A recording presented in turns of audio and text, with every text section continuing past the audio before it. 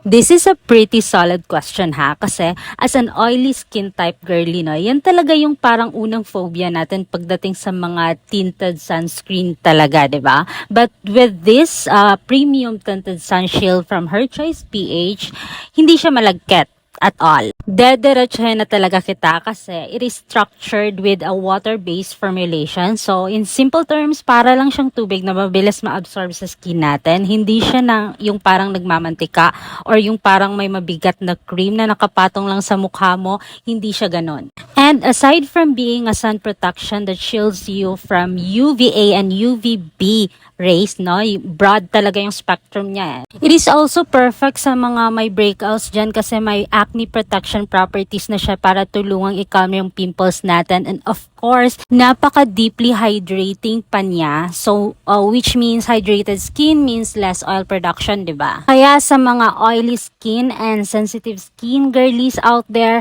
na tulad ko, don't you worry kasi active ingredients nito is super gentle lang talaga, lightweight, and specifically made to control shine habang pinapaganda niya yung complexion mo. So, no lagkit feels, pure glow lang talaga. So, I hope I answered your question, no? And if you're ready to try it na, I've got the link down below.